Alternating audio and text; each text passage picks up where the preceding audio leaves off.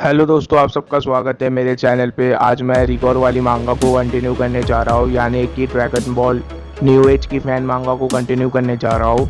पिछले पार्ट में आपने देखा था कि कैसे हमारे हीरोज अलाजिन को हराने में कामयाब हो जाते हैं एंड कैसे हमारे सारे हीरोज वापस से प्रैक्टिस में लग जाते हैं। एंड हम ये भी देखते हैं कि धरती की तरफ एक और खतरा आ रहा होता है एंड ये खतरा और कोई नहीं, रिकॉर के बच्चे होते हैं जो कि रिकॉर की हार का बदला लेने अर्थ पे आ रहे होते हैं।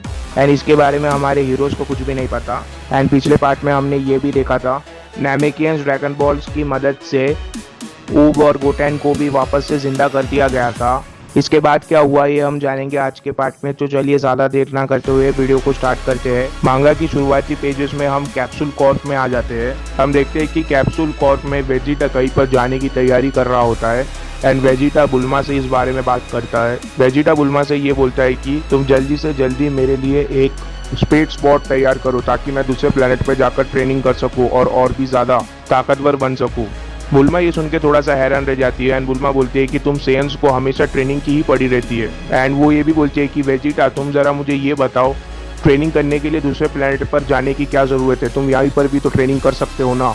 एंड वेजिटा बोलता है कि मैं रोज़ रोज़ एक ही तरीके का ट्रेनिंग करके थक चुका हूँ। अगर हम रोज़ रोज़ एक ही तरीके का ट्रेन करने लग जाए तो हमारी बॉडी इसको मैनेज करना सीख जाएगी एंड हमारी बॉडी वापस से कमज़ोर हो जाएगी। एक असली सेयन वही होता है जो कि अलग अलग तरीके से अपनी बॉडी को ट्रेन करना जानता हो। एंड इसके बाद बुल्मा वेजिटा से पूछती है कि तो तुम्हारा कौन से प्लेनेट में जाने का इरादा है एंड तुम कब तक वापस लौटोगे, एंड उस बीच अगर धरती पर कोई खतरा आया तो तुम क्या करोगे।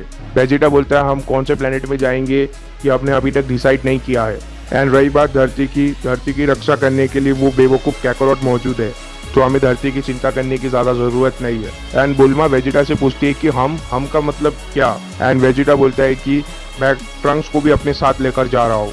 एंड ट्रंक्स वहीं पर खड़ा हुआ होता है एंड ट्रंक्स भी ये सुन के थोड़ा सा हैरान रह जाता है, बट ट्रंक्स इस बार मान जाता है एंड ट्रंक्स कोई भी बहानेबाजी नहीं करता। एंड ट्रंक्स बोलता है कि हाँ मैं आपके साथ चलूँगा डैड, क्योंकि पिछले बार क्या हुआ था ये तो ट्रंक्स भी जानता है। वेजिटा बुल्मा से बोलता है कि तुम जल्द से जल्द एक स्पेस स्पॉट तैयार करो एंड एक ऐसा प्लेनेट ढूंढो जहाँ की ग्रेविटी 1000 टाइम्स ज़्यादा हो अर्थ के मुकाबले। ये सुनने के बाद ट्रंक्स थोड़ा सा हैरान रह जाता है, ट्रंक्स थोड़ा सा घबरा जाता है एंड वेजिटा ट्रंक्स से बोलता है कि क्यों 1000 टाइम्स कम है क्या। ट्रंक्स बोलते हैं नहीं नहीं ऐसा नहीं। एंड इसके बाद हम देखते हैं कि बुल्मा सबसे पहले वो प्लेनेट ढूंढने लग जाती है जिसकी ग्रेविटी 1000 टाइम्स ज़्यादा हो एंड वो प्लेनेट रहने लायक हो। एंड वेजिटा खड़े खड़े वहीं पर ट्रंक्स के बारे में सोच रहा होता है। वेजिटा सोचता है कि मैंने जब लास्ट टाइम ट्रंक्स के साथ ट्रेन किया था वो था फ्यूचर ट्रंक्स, यानी कि वेजिटा को फ्यूचर ट्रंक्स की याद आने लग जाती है एंड उसे वो समय याद आने लग जाता है जब उसने हाइपरबोलिक टाइम चेम्बर में फ्यूचर ट्रंक्स के साथ ट्रेनिंग की थी। एंड वेजिटा को वो बात याद आने लग जाती है कि वेजिटा ने फ्यूचर ट्रंक्स से ये कहा था कि मैं अकेले ट्रेनिंग करना पसंद करता हूँ। एंड वेजिटा अपने मन में सोचता है कि यही मेरी सबसे बड़ी गलती थी। एंड इतने में हम देखते हैं कि बुल्मा को एक प्लेनेट मिल जाता है जिसकी ग्रेविटी 1000 टाइम्स ज़्यादा हो एंड जिसमें रहा जा सकता है। एंड बुल्मा ये भी फाइंड कर लेती है कि वो प्लेनेट आखिर कहाँ पर है एंड उसके कोऑर्डिनेट्स भी फाइंड कर लेती है। एंड वेजिटा बोलता है कि बहुत बढ़िया, अब जल्दी से जल्दी स्पेस स्पॉट तैयार करो ताकि हम वहाँ पर जा सकें कल तक। इसके बाद हम लुकआउट पे पहुँच जाते हैं। हम लुकआउट में पिकोलो और डेंडे को देखते हैं। हम देखते हैं कि पिकोलो के पास एक और किताब है जो कि बिल्कुल बुक ऑफ नेमेक की तरह ही है। एंड ये देखने के बाद डेंडे पिकोलो से पूछता है कि आखिर तुम्हें ये किताब कहाँ से मिली। एंड पिकोलो डेंडे से बोलता है कि जब हम ऊप और बाकी सबको जिंदा करने गए थे प्लेनेट नेमेक पर, तब मैंने एल्डर से ये किताब ले ली थी। मैंने उन्हें shadow dragon and dark dragon balls के बारे में बताया, तो उन्होंने इसके बाद मुझे ये किताब दी एंड उन्होंने मुझे ये भी बोला कि इस किताब के अंदर एक स्पेल है जिसका इस्तेमाल करने से हम डार्क ड्रैगन बॉल्स को नॉर्मल ड्रैगन बॉल्स में कन्वर्ट कर सकते हैं। एंड इसीलिए मैं ये किताब अर्थ पर लाया हूँ ताकि मैं अर्थ के डार्क ड्रैगन बॉल्स को फिर से कन्वर्ट कर सकूँ नॉर्मल ड्रैगन बॉल्स में। एंड इस किताब में और भी बहुत सारी चीज़ें हैं कि कैसे शैडो ड्रैगन से छुटकारा पाया जाए एंड और भी बहुत कुछ है। एंड ये सुनने के बाद डेंडे भी बहुत ज़्यादा खुश हो जाता है। डेंडे बोलता है कि अगर ऐसी बात है तो इससे तो अर्थ का अच्छा ही होगा, हम किसी भी वॉरियर को वापस जिंदा कर सकते हैं। इसके बाद हम देखते हैं कि पिकोलो वो किताब खुलता है। जैसे वो किताब खुलता है उसके अंदर से बहुत ही तेज़ रोशनी बाहर आती है एंड इसके बाद हम देखते हैं कि पिकोलो वहाँ से गायब हो जाता है। बिल्कुल जैसे उसने बुक ऑफ नेमेक को खोला था जैसे हुआ था वैसे ही इस बुक को खोलने पर भी वैसा ही होता है एंड पिकोलो बुक के अंदर चला जाता है। इसके बाद हम गोहान को देखते हैं एंड गोहान अपने मन में ये सोच रहा होता है कि इतनी ट्रेनिंग करने के बावजूद मैं डैड और वेजिटा से पीछे ही हूँ। अगर ये दोनों नहीं रहेंगे तो हमारा अर्थ बहुत ही ज़्यादा अनसेफ रहेगा, और अगर मुझे अपनी फैमिली और अर्थ को प्रोटेक्ट करना है तो मुझे ताकतवर बनना ही होगा। लास्ट टाइम जब मैंने मेरे डैड और वेजिटा को पीछे छोड़ा था तब मैंने ओल्ड काय से ट्रेनिंग ली थी। तो क्या मैं वापस से इस बार भी ओल्ड काय के पास जाकर ट्रेनिंग करने के बाद मैं वापस से डैड और वेजिटा को पीछे छोड़ सकता हूँ?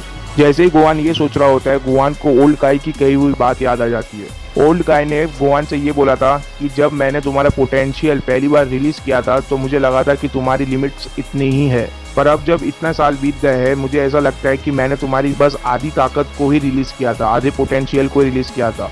अगर मैं तुम्हारे पूरे पोटेंशियल को रिलीज करने में कामयाब हो जाता हूँ तो शायद तुम गोकू और वेजिटा से भी बहुत ज़्यादा आगे निकल जाओगे। ये बात ओल्ड सुप्रीम काय ने गोहान से तब कही थी जब वो अलादीन से लड़ने जाने वाला था, एंड यही बात गोहान को याद आने लग जाती है। एंड गोहान फैसला करता है कि वो एक बार फिर ओल्ड सुप्रीम काय के पास जाके ही ट्रेनिंग करेगा। एंड इसके बाद हम देखते हैं कि गोहान सुप्रीम काय से कांटेक्ट करने की कोशिश करता है। एंड इसके बाद हम गोकू को देखते हैं। हम देखते हैं कि गोकू ऊब एंड गोटेन के साथ ट्रेन हो रहा होता है, एंड उनके साथ वो बहुत ही कड़ी ट्रेनिंग कर रहा होता है। एंड गोकू ऊब और गोटेन से ये कहता है कि चलो तुम मुझे ये दिखाओ कि तुमने आखिर किंग काय से क्या सीखा है। एंड गोटेन बोलता है कि ठीक है डैड, एंड ऊब भी बोलता है ठीक है master. And Goku Goten and ऊब से ये बोलता है कि तुम दोनों मेरे ऊपर हमला करोगे, वो भी एक साथ। एंड तुम दोनों मिलकर अगर मुझे सुपर सैयन 4 में ट्रांसफॉर्म करने में कामयाब हो जाते हो तो तुम लोग ये बैटल जीत जाओगे। एंड गोटेन एंड ऊब बिल्कुल ही कॉन्फिडेंट होते हैं। एंड इसके बाद हम देखते हैं कि गोटेन एंड ऊब दोनों ही एक खास तरीके की टेक्निक का इस्तेमाल करते हैं गोकू के खिलाफ। एंड ये टेक्निक ऊब और गोटेन को किंग काय ने सिखाई थी। बेसिकली ये टेक्निक भी एक एनर्जी मल्टीप्लायर है, बट ये कायोकेन की तरह नहीं है। ये कायोकेन जैसा इतना ज़्यादा बॉडी के ऊपर स्ट्रेन नहीं देता, यानी कि ये बॉडी के ऊपर ज़्यादा स्ट्रेन दिए बिना बॉडी के एनर्जी को मल्टीप्लाई करता है। एंड ऊब एंड गोटेन दोनों ही इस टेक्निक का इस्तेमाल करने लग जाते हैं गोकू के खिलाफ। हम देखते हैं कि ऊब एंड गोटेन दोनों ही बड़ी तेज़ी से गोकू की तरफ बढ़ रहे होते हैं, एंड गोकू बिल्कुल शांत खड़ा हुआ होता है। जैसे ही वो दोनों गोकू के पास आते हैं, गोकू इंस्टेंट ट्रांसमिशन का यूज़ करके वहाँ से गायब हो जाता है। एंड गोटेन के पीछे आके गोटेन को एक जोरदार लात मारने वाला रहता है, बट गोटेन उसे देख लेता है एंड गोटेन उस किक से बच जाता है। एंड साथ ही में हम देखते हैं कि ऊब भी वहाँ पर आ जाता है, एंड ऊब एक जोरदार किक मारने में कामयाब हो जाता है गोकू को। ऊब की तेज़ी इतनी ज़्यादा होती है कि गोकू को पता भी नहीं चलता कि ऊब उसके पीछे कब आया एंड कब लात मारा। एंड जैसे ही गोकू को ये किक लगता है, गोकू को समझ आ जाता है कि नॉर्मल फॉर्म में तो इनको हराना बहुत ही ज़्यादा मुश्किल है, एंड गोकू सुपर सैयन में ट्रांसफॉर्म हो जाता है। एंड जैसे ही गोकू सुपर सैयन 1 में ट्रांसफॉर्म होता है, हम देखते हैं कि गोकू की स्पीड भी बहुत ज़्यादा तेज़ हो जाती है। एंड गोकू इंस्टेंट ट्रांसमिशन का यूज़ करते हुए गोटेन और ऊब के आजू बाजू बड़ी तेज़ी से टेलीपोर्ट कर रहा होता है। एंड टेलीपोर्ट करते करते वो खामेहामेहा अटैक भी बनाने लग जाता है। एंड हम देखते हैं कि तभी गोटेन एंड ऊब दोनों अपने आंखें बंद कर लेते हैं ताकि वो गोकू के एनर्जी पे फोकस कर सके एंड गोकू के अटैक को डॉज कर सके।